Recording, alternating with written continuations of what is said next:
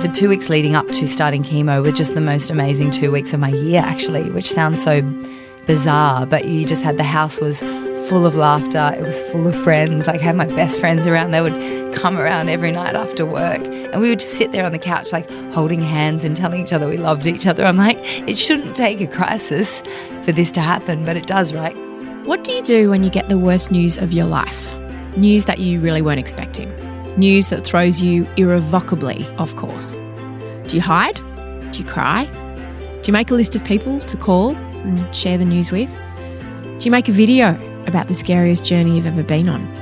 My guest on this episode did all of those things and more. And it's a joy that I get to share this interview with you today because it's a good news story, as well as an important one for everyone to hear, particularly women. From Mamamia, I'm Mia Friedman, and you're listening to No Filter, the podcast where I have candid conversations with people who have a story to tell. Briony Benjamin is like human sunshine with hair. Even her hair looks like sunshine, actually. You know how some people describe someone as lighting up a room? I always think that sounds like a crock, but with Briony, it's the truth. She's probably the most positive person I've ever met. But 2 years ago, Briony got the worst news of her life and she had to dig deep to find the bright side. At the time, Briony had been head of video here at Mamamia for about a year and she was on fire. She was producing and starring in some of the most viral videos on the internet. You might have seen a video about man flu. That was Briony. You might have seen a video called If a Man Lived Like a Woman for a Day. That was also Briony. But in between making those 2 videos in particular, and many, many more, Briony turned the camera on herself in a very different and unexpected way. And today I wanted to share Briony's story with you. Because when Briony got sick, nobody listened to her. September is Lymphoma Awareness Month, so if anything she talks about in this episode sounds familiar to you, please go and see a doctor. And whatever symptoms you may have, remember that you know your own body better than anyone else. So keep asking questions until you get answers. Here's Briony Benjamin. Briony, I want to take you back to around the start of 2017. What was your life like back then? Yeah, well, I was, working in an amazing, busy, fast-paced full-time job here at Mamamia, heading up video, which I just loved, working with just the most amazing women. It was really busy and it was fast-paced and Had you lived in Sydney for a long time? Yeah, I'd been in Sydney for 5 years, so I'd always worked in production, which is always, busy and long hours, and actually the balance here at Mamamia is pretty amazing. So it was weird to me that I felt like I actually had the best work-life balance that I'd ever had before, and yet I was just feeling so drained and exhausted all the time. Tell me a little bit about your life outside work. Did you have a partner? Where were you living? Yeah, so I was living in a share house in Paddington. Had a boyfriend, had a really busy social life, I play in this social squash comp and was doing lots of sport and touch football and all these activities that were just getting increasingly harder and harder. And I think I'd just gotten to the point where I just wasn't looking forward to anything. What did it feel like when you say it was tiring and it was getting harder? Like sleepier, where you wanted to go to sleep? Yeah, I just couldn't. I never, ever woke up feeling rested. So I was waking up every day just still feeling exhausted. And even if I rested for a whole weekend, I would still finish Sunday. I was like, I still feel awful. Like I just could never get on top of my tiredness. And so I was like, is it overwhelm? Is it stress? Like, it just feels, I've never felt like this before. I just feel so drained. Like you just feel half asleep all the time. And it was just getting worse and worse. So like for the last couple of months, I had just been having these really bad night sweats every night, which, medical professionals were putting down to stress or hormones or, I'm not going through menopause. How old were you at the time? 31-year-old, healthy, active girl at that point. But yeah, so I started having these night sweats every night, which really alarmed my mum and dad. Dad's a vet and mum's, always worked in the vet practice, and they were just like, this isn't normal. And so the night sweats were just super draining because I was waking up just dripping and I'd have to change my pajamas 2 or 3 times a night, and my sheets were drenched. And was that every night? Yeah, that started to become every night. So it had sort of happened on and off for about 18 months, but then it was just consistently night after night after night, and I'd keep going back to the GP and just still no answers. And I think one of the things that I regret a bit looking back on it is that I've always been quite stoic and tough, and I play things down, and I think, you've got to have a bit more man flu about you. Guys just, oh my gosh, I'm just dying here, and I would sort of be like, oh, it's okay. Yeah, I mean, I'm having sweats, but I probably, not that I was ever asked by the doctor, but I never really was like, this is really, really bad. I'm waking up all the time. You went to the doctor. So what were some of the things that were suggested that maybe it might be to you? Yeah, well, we were trying to rule out things like Ross River virus, just viral infections, or maybe a bug in my tummy, like a parasite of some sort. I was doing brain MRIs and neck MRIs and all these sort of things, trying to pick up whatever it was, because nothing was showing up in my bloods, nothing was showing up in my urines. And so you do start to think, maybe I'm just, and then they're asking you, are you depressed? Are you, and you start to think, oh, I've never had that before, but maybe I am not really looking forward to things, and I'm feeling really flat all the time, and maybe I am, because you're just feeling so awful all the time. And then, I suppose I just started to think, maybe I'm just not cut out for what I do, Maybe I am not cut out for this job and living in Sydney. Maybe it's all too much for me. Maybe I'm just not one of those people that can do all those things. So you start to really doubt yourself, which becomes, that does start to get you down, I suppose. So you were going to see the doctor.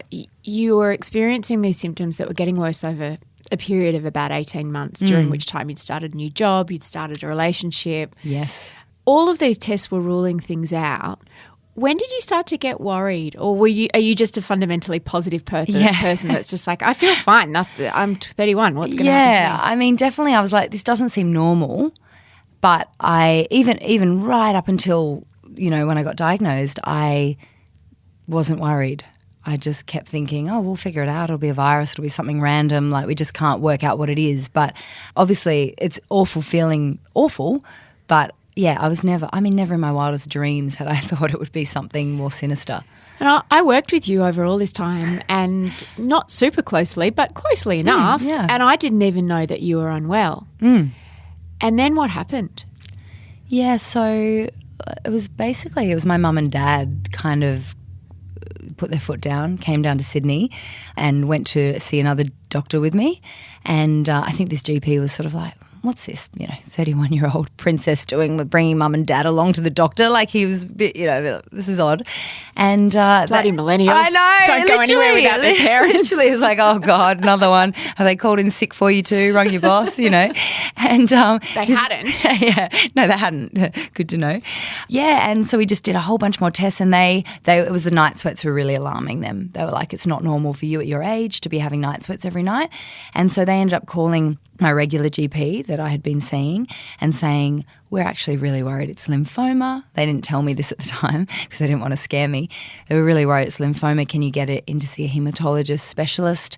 And we need to rule it out, which the GP at the time, she was a lovely, lovely lady, but was very resistant to do it because she said that's quite invasive.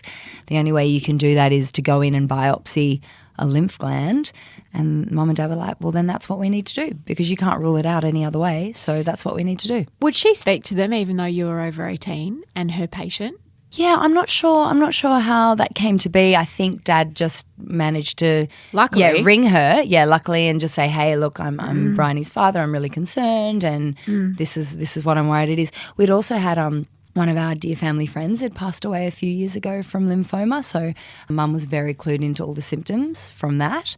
Specifically the night sweats, that's why they were ringing her. And I've since found out, my best friend's a doctor, and she says we call night sweats a red flag in the medical community. So if you've got night sweats, you dig and you delve, it might be hormonal, it might be fine, but you get to the bottom of what that is because they they're like, it's a red flag. Had you been talking to your best friend about it during this No, time? and she is just like, when I got diagnosed and I told her, like, she lives in Cairns, she got on a plane that second and like flew down to be with me. She was like, she was so upset that we hadn't talked more about how I was feeling, because I think it just gets so boring though, doesn't it? Like talking to, like, because literally everyone every day would ask, how are you? How do you feel? Oh, I feel awful. I just stopped saying it. I just would compartmentalize it, pushed it to the side. I'm like, yeah, great, I'm great. Because I didn't want to bore people with, it's like saying to people you're busy, right? Yeah. 6 months later, oh yeah, I feel awful. Feel like crap. What happened on the day you were diagnosed? How did that day start? Yeah, so that day started, I was actually getting ready for an interview we were doing with Sophie Monk. So that's where my head was that morning. We had Sophie coming in here to do a Facebook Live. So my head was just thinking about Sophie Monk, really. And, was it a good distraction? Yeah. I mean, I wasn't worried, to be honest. I'd already had the biopsy, but it was a week before, and I thought surely if it was something serious, they would call you straight away. And my mum, though, mother's intuition, she'd actually flown down to Sydney. She's like, I just want to be there to go to the appointment with you. And thank goodness she was. So we went in early and it was a Thursday morning, went in and sat down with the specialist, this most beautiful woman, Anne-Marie Bosco. And, yeah, she just sat down and just said, so the results have come back and it's Hodgkin's lymphoma. And you lose your breath and you just it's just this surreal moment where you just, like, the first thought was like, oh, she's mixed my results up with someone else. Oh, that's unfortunate, And Mum just grabbed my hand and we called Dad straight away and put him on speakerphone. And, yeah, she just, in that moment, because you don't really know what does Hodgkin's lymphoma mean, and so my only gauge was to ask, will I lose my hair? And that was the first thing I asked, and she said, yes, you will. And then that's when it hit me. I was like, oh, so this is serious. Like, we're talking chemo and things like that. And she just said, yes, you will lose your hair, but it will grow back. And I think the best advice she gave me then and there, and she was like, I don't want you to Google anything. I don't want you to think too far ahead. All we're going to do is we've got these first 5 steps that we're going to do. And so we're going to go get your heart tested, your lung tested. We're going to get some bloods done. And I've booked you in for an appointment with IVF Australia for tomorrow. And you're like, God. What? I was just worried about getting you to see Sophie Monk and get our interview done. And suddenly, as great as she is, that doesn't seem so important anymore. Like, it literally just, like, everything that you thought was important that day just, washes out the window. How do you take on information in those minutes after you've heard that? Did she say the word cancer? No, she didn't actually, and I think that was probably deliberate on her behalf. And interestingly, she didn't show me the scans of my body either, and I never even saw them until later on, which I think once again was actually a really good idea for me, because by the time I was diagnosed, it was stage 4B. It had spread all through my body. It had spread outside of the lymph glands. It was in my bones. It was in my neck, in my hip. Like, I think had I seen that at that time, it would have really freaked me out. And so I just thought it was great advice, like, don't even look it up. We're not going to worry about all that for now. We're just going to do these things. And so I just kept thinking in that first day or two, I just kept coming back to, what's the next step? What's the next step? But yeah, you sort of are weirdly like numb and you're on autopilot, but you're not really taking anything in. So I actually had a notepad and pen for some reason, being very studious. You're very organised. Yeah. And so she's just talking all this information at me, and for some reason the only thing that stood out was don't get pregnant. So that was the one thing I wrote down. So my first meeting I was like, don't get pregnant. Oh, good. Yeah, that's great advice. Just in case you're planning to rush home. Just in case. I was like, you know what? I'll just pop a baby out before we get this chemo business underway. So. Wow. So you did have to tell your boyfriend. Yeah. So, I mean, the first thing really that you do is I just made a list of, I think it's the most amazing way of crystallizing who matters in your life. I just wrote a list straight away of everyone I needed to tell straight away and how I could do it. I mean, because as the person that has to give the news, my biggest concern was like for the people I have to tell, because it's like hugely. You're such a producer and a director. Yeah, right. How am I going to produce this cancer announcement? How am I going to? Because you're like, well, one of my sisters was in London, one was in Canberra, and I knew they were going to be like absolutely devastated by the news. So I worked out to have a friend there for each of them that could be there with them when we told them because I didn't want them to be alone when they found out the news.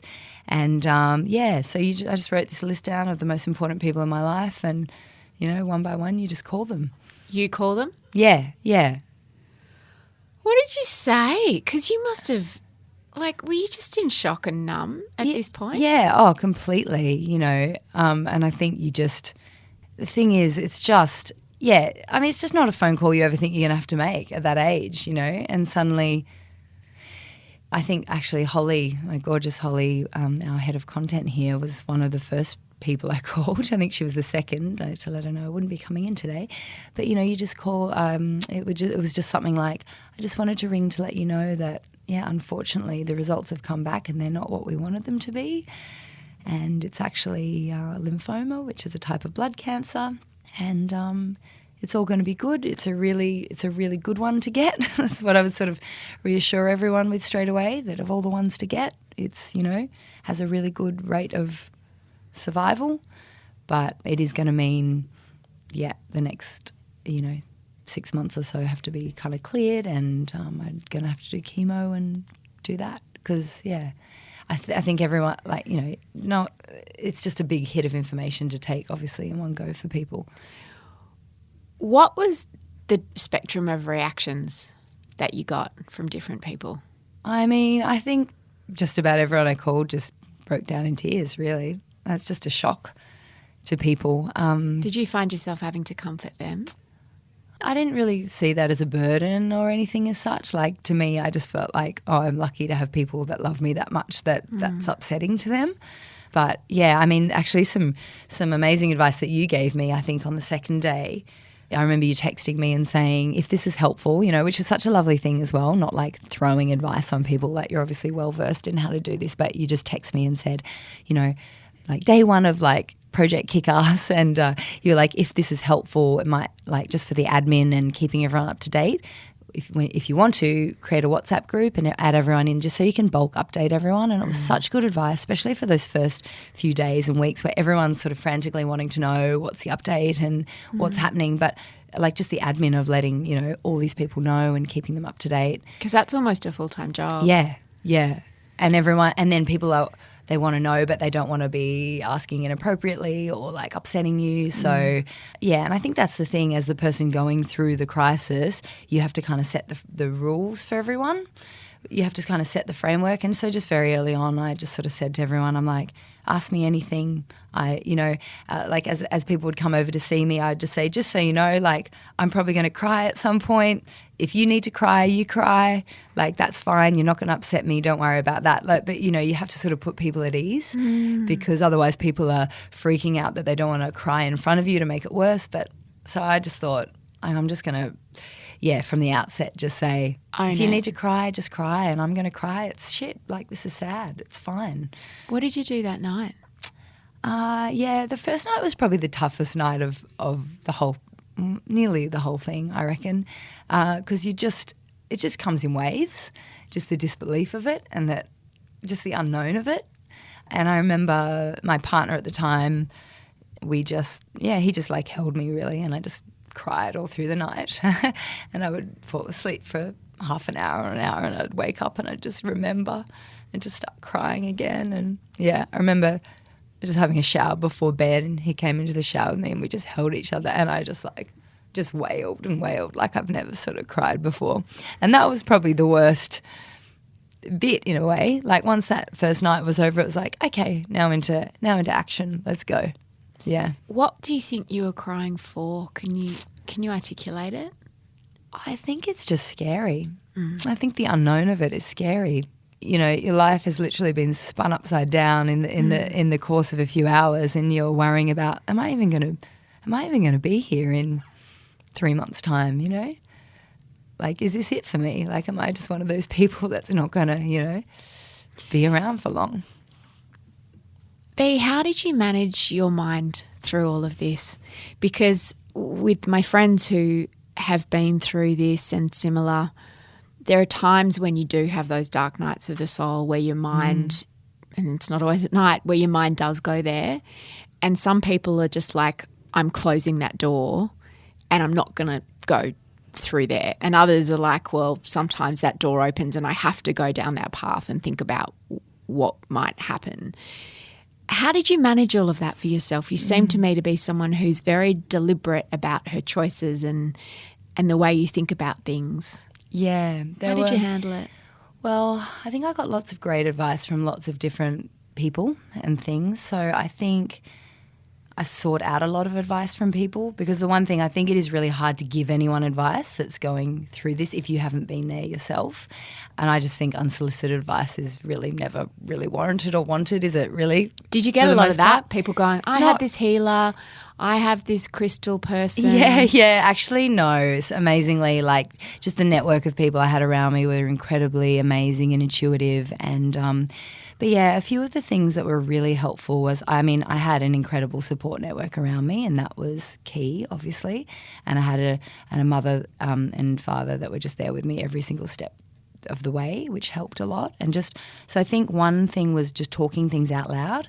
So little things that would be freaking me out. Like I didn't want to upset my mum by saying, I'm worried I'm going to die. But I could have that chat with my best friend, you know? And then, because I remember in the first day or two thinking, like, so much energy and effort is going to have to go into keeping me alive. Like, is that fair? Like, you have these strange thoughts that you think. Wow, I never would have thought of that. Yeah, I was like, I'm going to cost all this money to the health system for what, just to keep me, so you go to different places. I would never have thought of that. That was a hard thing to articulate. I thought I'm going to upset my mum if I have that discussion with her. But I had it with my best friend, and who's a doctor, and, put that all into perspective for me around. We do everything. I think about all the things we do every day to preserve life and keep life going. Yeah, I pay taxes. But I think once you talk things out loud, it takes the power of them away. So that was really, really helpful. I went and saw a psychologist in the hospital in the oncology ward. And whilst I didn't really click with a few of the ones that I saw, there was always really good little nuggets to take out of them. One said to me, because I've always been a really positive, upbeat person. So positive. She just said to you, I just want you to know that you don't have to be positive about anything in this journey. You don't have to like a single part of it. You can hate the whole thing if you want. And I thought, well, I don't think that's going to help me to hate every single step of the way. But being given the permission that I didn't have to be this positive, upbeat, no, it's going to be great. And that really released a lot of pressure. Yeah. And so it was like, you're allowed to sit and wallow in it, but just make sure then and she said to me, if you want to cry on the couch all day, do it, but get up the next day. So it was just like that balance of going, you can go there and allow yourself to be sad, but then make sure. Don't stay there. Yeah, don't stay there. It's interesting what you say about your mum. I imagine that everyone who goes through something like this, there are people in their life that they feel they need to protect, whether it's their partner, their parent, their child, and they can't maybe articulate the darkness of their thoughts. What you're saying is it's important to find someone you can, whether it's a professional or one of your friends, or a someone survivor who's not going to start crying and fall apart, someone you don't feel that you have to protect from your darkest moments. And not that I sort of, and I think one of the most helpful things early on as well is I couldn't think of anyone I knew that had been through cancer. Like, I'm so fortunate that I don't know anyone that had been. So I didn't know anyone my age, and I didn't even know any family friends that had been. And then I remembered this gorgeous guy that I'd worked with a couple of years ago, a graphic designer, and that he'd told me that he'd been through testicular cancer a couple of years beforehand. He now lives in Perth, so I just called him, and he ended up just being this most amazing sort of guide and mentor to me throughout the whole thing. So I think finding the right person, someone you feel that you can talk to with. But some people don't get it. Like, even some people that have been through it, they might want to give you too much information too soon. And so I think being clear on that as well. So I was sort of saying to him, like, I don't want to know about chemo yet. I don't want to know about this. I just want to talk to you, really. And he was so beautiful. And he said to me something that helped me so much was, he was like, the world's full of people that profess to be gurus of life and life coaches and all this and all that. And he's like, but, you're going to come out the other side of this, and you will come out the other side, and you'll come out richer, and you will have grown so much. And in that moment, like, he just turned my sickness into this superpower. He made me think, I'm going to go into this and I'm going to come out the other side of this amazing, like, it was just such a mind flip, and it was really helpful.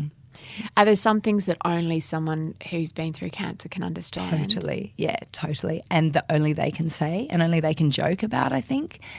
It's funny, like I joked a lot and I used humour a lot. The jokes must be important. Yeah. I mean, as you know, like, you know, in all the work I've done here at Mamamia, humour's been at the beating core of everything always. I think humour's just amazing, and an amazing way to broach everything and be able to talk about things you can't talk about. And so it is that tricky balance. So it's okay for you to do it, but then when someone else does it, it's sometimes not okay, depending on who that person is, right? And it can make other people feel uncomfortable too. So day 2, you're at the IVF clinic. Yeah. The circle of life. Wow, I've just started taking Elevit. What is going on? This is not what I thought my Friday would be like. Were you thinking about having a baby? No, that wasn't on the plans at all. And in the relationship I was in at the time, we hadn't discussed having children together. So it really fast tracks a whole lot of conversations. You're suddenly like, so you know how we were going to go to your friends on the weekend for a party, and it's like, do you want to fertilize my eggs? Like what? And also I've got cancer. Yeah, you're suddenly just having these major, huge conversations. Yeah. So, I went to IVF Australia and a male doctor came out and I was like, oh, no, I really wanted a female. I just felt like I really wanted a female, and this guy was the most beautiful man. I came in and sat down and he said, so, Briony, how long have you known? I said, oh, about 24 hours. And I just burst into tears and he just grabbed my hands. He's like, oh, my darling. He's like, you know what? We're going to get this underway. We're going to harvest your eggs, and it is going to be such comfort to you to know that when you're going through chemo that these little eggs are going to be safely stored away for you in the future. They're just going to be there waiting for you. You know, it's going to give you such strength throughout this process. And I just fell in love with the man. He was so beautiful. Was he right? He was right. And it wasn't something I'd been thinking about doing, freezing my eggs. But now that they are frozen, it's the best feeling. I was like, oh, that was a great, cancer aside. But it was so funny because I'd been my group of girlfriends, we run this ladies' finance club. We get together once a month, and we'd been talking at our last session about egg freezing. A few of the girls were thinking about it and were looking at the costs. And so it was quite funny that I sort of came back to them the next week. I was like, hey, guys, found a really quick, fast, cheap way to do it. A few catches. Got to have cancer. But, yeah. Do you get it for free if you've got you get it cancer? heavily discounted, which is amazing. There you go. Silver linings, babe. Silver linings, I know. We were like, oh, worth it. Did you have to have that conversation with your partner, or was it more? I mean, he didn't fertilize the eggs, did he? It was just they were your eggs. Yeah, well, we talked about all the we talked about all the options basically, and he was amazing because we were, just not at that point in our relationship at all, and he was incredible. He just said, look, we don't know if we're going to be together in the future or not. I would hope we would be, but all I care about right now is you having the best chance of being a mum one day, which was a pretty amazing thing to say. So he's like, whatever you want to do, we'll do that. And I'm happy to sign away all my legal rights, whatever you want, just so that you've got the comfort of knowing whatever's going to help you to be a mum one day. Because, so we – and then that just brings up so many conversations in yourself, because then it's like, well, if I say no, I don't want you to, does that mean we're breaking up, or I don't want you to be the father of my children? Like I said, it just fast tracks all these conversations. What a lot. Yes, it was a lot. It was a lot for 48 hours.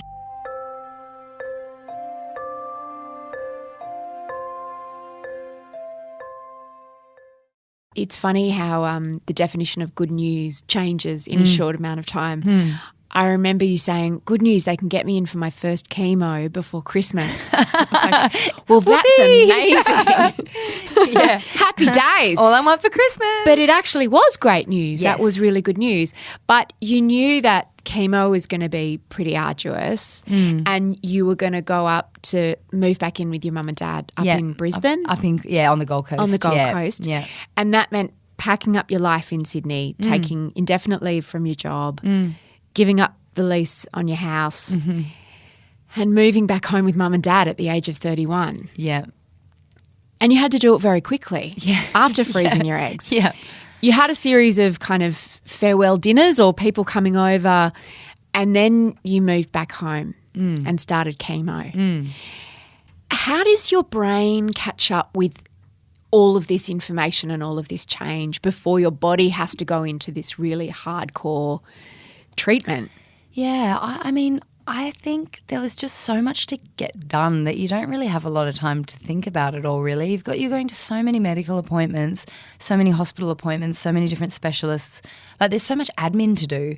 And luckily, once again, I had an amazing team of people around me helping me with all of that stuff. But I don't know, you just go through the motions, really. What else was helpful that people did? Oh, the really helpful things were just really practical things. So I had a gorgeous friend, Emma, who was just like, hey, would you like me to sort your gym membership out? And I was like, yes, that would be amazing. I haven't even thought about that, but not saying, hey, what can I do? What can I do? Because then I'm like, oh, I don't want to ask you to do something. I feel bad, everyone wants to help. But just I had another gorgeous friend who's just like Rin, who would just bring dinner over all the time. And she would just put on dinner parties. But it was funny, because the week before I was diagnosed, my housemate and I were saying, we've got to have more dinner parties and do more fun things. And we're like, oh, we just don't have any time before Christmas though.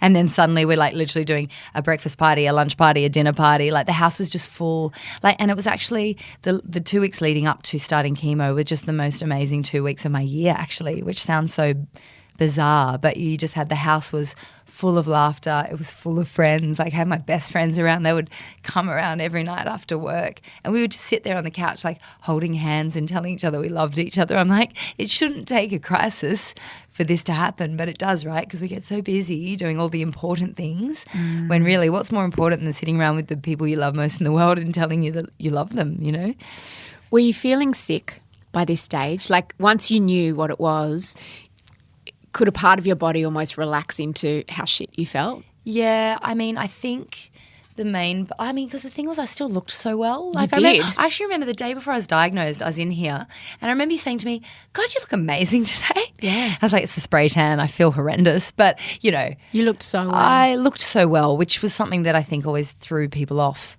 But, yeah, sorry, what was the question Did you again? have pain in your neck? Like, had you found out yet that it had spread?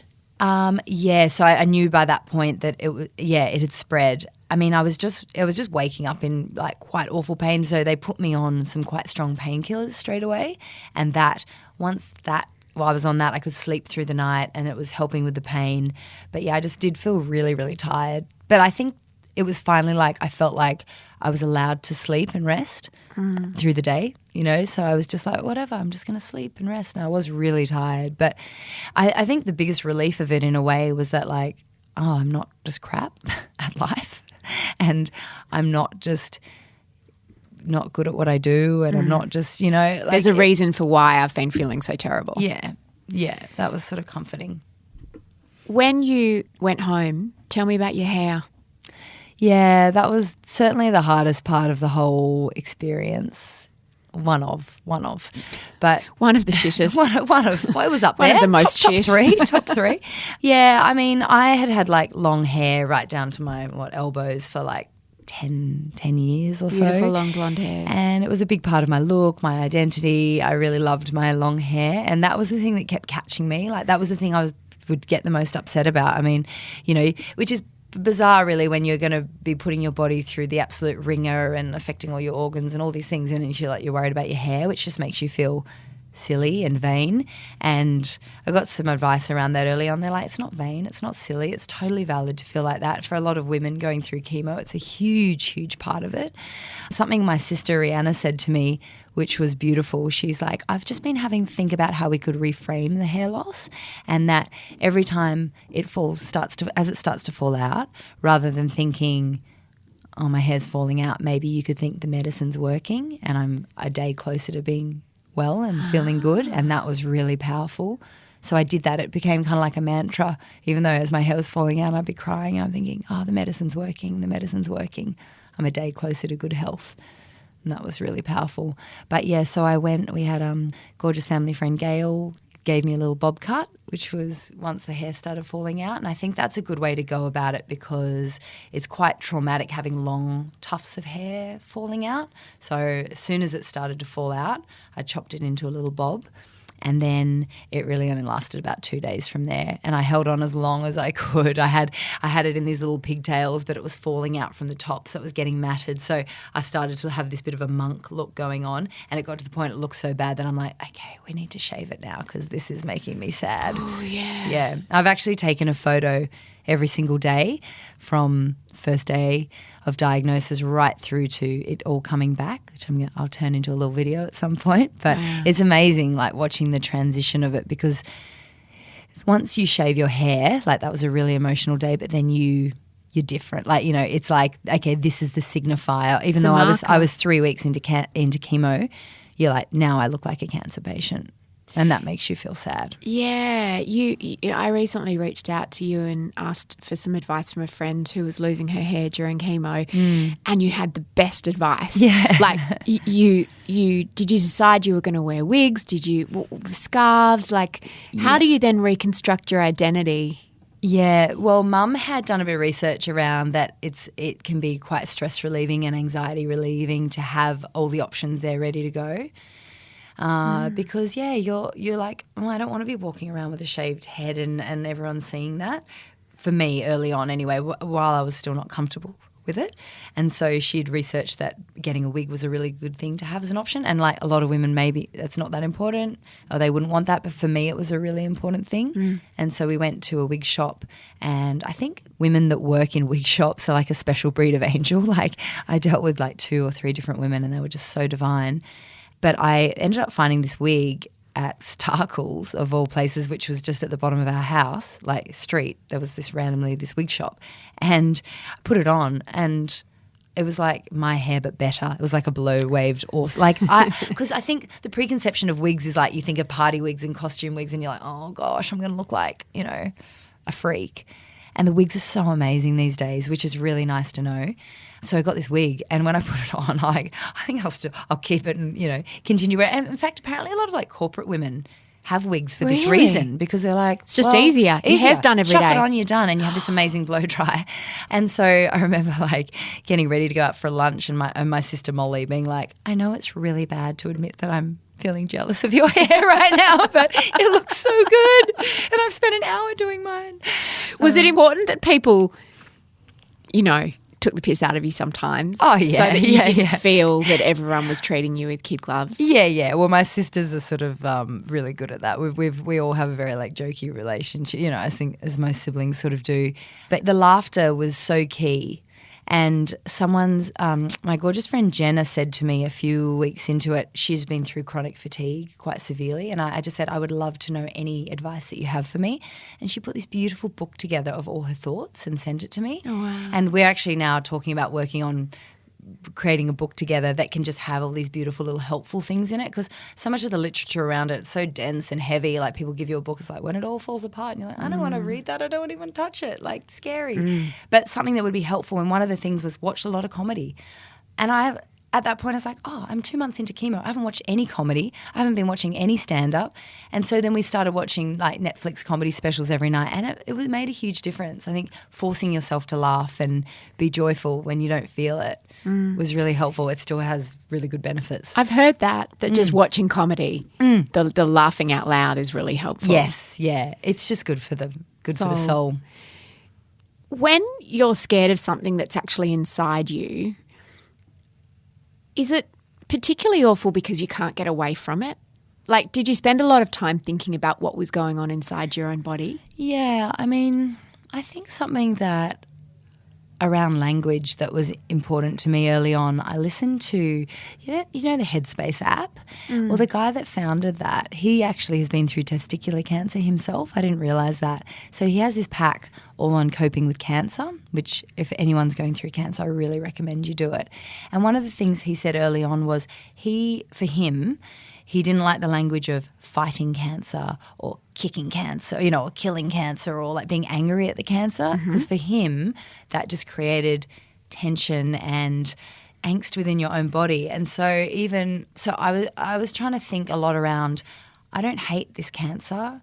I don't because that's hating part of me. Like my lymph glands were just trying to do the right thing. They were trying to do their job, my little lymph glands, and they've just misfired and it's gone down the wrong path. So, yeah, for me it was like language about this will pass through me and this is something we're working through, rather than fighting it, because for me that just created too much angst within my own body. And having the way you just spoke then, is like having compassion for your body instead of being angry at it. And feeling grateful for it. You know, someone said to me once, they're like, just remember your body wants to heal. And that was a really helpful mantra to always remember as well. I'm like, yeah, this body's not trying to do the wrong thing here. Like, it's trying to heal me. You know, God knows why I got it or why I'm here with it, but we're in this together. And, you know, it's certainly something like coming out of this experience at chemo, I just love my body now. Like, I just feel so grateful for every part of it. I think so often we focus on all the things we hate about the way it looks or this or that, the other. And, like, the amount of times now I just sit and think, I just love you, little body. Like, you know, you are my greatest gift. You're my instrument to get through this life, and you got me through that, you know. So I feel much more connected to it. Yeah. The process of being scanned constantly and waiting for test results constantly, did you develop a way of coping with that, the anxiety that must come around that? It's a really good question. I don't know. I think it was just always, you know, our dear family friend Gary had always said, try not to worry about things before you need to worry about them, because then you're just doing double the worry. So I would just try and always remember that. I was like, I'm just going to try, you know, which is hard and is challenging when you're going through a major illness, but it's like, I'm just going to try and not worry until I've got a reason to worry. And so you almost compartmentalised it. Yeah. And your doctor had flagged that for you in that first appointment, hadn't she, when she said, don't think too far into the future, let's just focus with these 5 things in front of us right now. Yeah, I think that's a really helpful thing, is just that one step at a time, one day at a time, one breath at a time, just break it down to its simplest components. I just tried to do that. I mean, not saying that I wasn't freaked out here and there, of course you are. It's totally normal to feel that way, but it's just finding a way to be in the flow with it more. You're someone who loves her work so much. Yeah. What did you do? It's not like you would have had a lot of energy, and cancer is pretty time-consuming in terms of appointments and recovering from chemo, etc. But you did something around creativity to keep your brain focused during that time. Tell me about that. Yeah, so quite early on, it was such a gorgeous gift. All of my friends pulled together. My friends Tash and Dan pulled everyone together, and they're like, if you want to do something for Briony, what we're going to do is buy her some camera equipment and a microphone and all the kit that she needs to, like, attach to her mobile phone so she can maybe film and record and make a little doco as she goes. And yeah, so the very first night of my diagnosis, my partner at the time said to me, I think you should just sit down and maybe record your thoughts on how you're feeling. And I was like, I don't really feel like it. I don't want to. And he's like, I think it would be really good if you could. And so I did, which was really great. And that started this just video logging the whole thing and filming the whole thing. And it was a really nice, it was a really lovely project, because in a way it removes you from what you're going through a bit, because you're like, oh, I'm you now could be the a subject filmmaker of this for a thing. moment, I'm being a filmmaker, and I'm recording this. And when I went into the hospital one day with my best friend Nikki, she's like, this is genius, by the way, because I mean, we always obviously asked everyone that we were filming, but when there's a camera on and everything's being recorded, you know, everyone's on high alert and on their best behaviour. So you get a really good treatment. Like, everyone's like, hello, Briony. Oh, I mean, the nurses and the doctors were extraordinary anyway. But, you know, everyone's on their A game when you're filming. And but it was really nice to have a place to come back to and share thoughts that I, you know, just get it out of my head. It was like journaling. I did a lot of journaling throughout chemo, which was like a game changer for me. But video journaling and just capturing the process as I went, and capturing all the silly things that happen along the way. And, you know, like, there's such funny things happen. Like, day 1 of chemo, we went into the hospital, and as we're getting out of the car, Mum cricked her back getting out, so she can barely walk, and she's like back spasming, and like, I'm carrying Mum into the hospital, and we're just in tears laughing, and Mum's like, anyone would look at this and be like, oh, look at that nice daughter, you know, bringing her mum into hospital. You know, just things like that happen along the way. Like, the laughter was so important. When did you get your first bit of good news? So I was super lucky that after 2 rounds of chemo, so I was meant to do 6 in total. After 2 rounds of chemo, I was feeling awful, feeling really sick. Mum had stayed in my room the night before, and she said I was just up like in tears all night. To herself, she was just devastated because she's like, this chemo has not even touched the sides. Like, this is not good. And, went in to get my PET scan results. And, my specialist, Tara, was like, so you're in remission. And I didn't know what that meant at that time. I'm like, what does that mean? And she's like, well, it means we can't see the cancer in your body anywhere. So it was as much of a shock as being told I had it in the first place because it had just disappeared so quickly. And mum or dad had never cried in front of me at all. And we went outside to the little cafe across the road from the hospital, and my sister, mum and dad and I, we just stood in a circle and we just bawled, like all four of us all together. It was just this release. Yeah. We were thinking, oh gosh, anyone walking past must be like, they've had some bad news. But it was just like, just the most incredible feeling. So the chemo worked that well for you? Yeah, that well and that quickly. My body just bounced back really quickly. And so as a result, like brand new research had come out to say, if you're clear after 2, we're just going to do another 2, not another 6. And my specialist was so amazing and up to date on all the latest, medical everything, that she was like, we're going to just do 4, which was nerve-wracking because I thought, well, if we've come this far, should we not just do all of it? But the massive benefit of that is you recover quicker, your fertility is not as affected. So I was really lucky to get my period back a few months after chemo finished. Wow. Which means they're like, you're fertile, use protection. I'm like, not really a problem for me right now, but good to know. Good to know. That's amazing that your body was like, yep. Yeah, and business as usual. Isn't it funny, like how, like you were saying, how good news changes? Like, oh my gosh. The morning I first got my period, Molly, my sister, came into my room and I'm just bawling and she's like, what's wrong? I'm like, I got my period. I'm so happy. Like, when do you ever feel grateful when you get your period? Yeah. And I think that now too, when I get my period and you go, oh, I got my period, I go, oh, I got my period. No, that's a blessing to get my period, How long did it take you to resume life? Yeah, well, actually, interestingly, I think it got the toughest for me once chemo finished. So why is that? I think emotionally it was just, I think when you're in chemo, you've got this schedule, you know what you're doing, you've got your appointments, you've got all this support around you, everyone knows that you're going through chemo. Once it's finished, you sort of like got time to then go, what on earth just happened to me? Also, you've got, like by that point I had no hair, no eyebrows, no eyelashes, so you look totally alien, you don't feel yourself. I went through a breakup at that point as well, which was, compounding, and I just emotionally, that was when I struggled the most throughout the whole thing. But what actually really helped was then when I spoke with a bunch of other people that had been through it, and they're like, oh, everyone I know feels like that after chemo. Really? And yeah. No they're one like, tells you. It's no not in the brochure. It was not in the brochure. It was not. But knowing that everyone feels like that then releases you from it. You're like, so I'm normal. Cool. I'm not just now having like a breakdown. Wow. And why do you think it is? Do you think it's that your body just relaxes for the first time? I think you've had everything flipped upside down. You look completely different. You like everything's just changed, and you're trying to figure out, what do I do now and what's an appropriate amount of time to recover? Like what's important to me in life now? What do I really want? What do I want to do next, So you're trying to think of all these things and work out, oh, God, like the thought of like starting to go dating again. It's not like, well, I'll just get back on Bumble, with my no eyebrows and my shaved and having head. to come back to Sydney and find somewhere to live. Yeah, it was all just daunting, and I knew I wanted to come back to Mamamia, and being part of the Mamamia family like that whole time.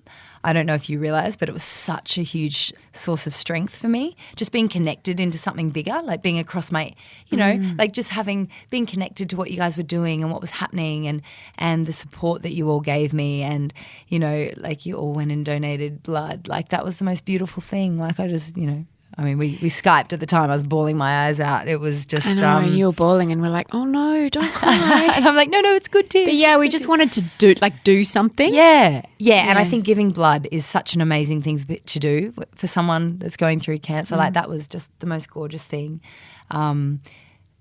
yeah, you're just trying to figure out what's next. And I knew I wanted to come back to Mamamia. I felt like I still had work to do, and I just love this place so much. And so that was one of the best decisions I made, because a part of me was also thinking, is that a bad idea to go back because I'm so different now, and will I be able to, do it? And you're stressed about.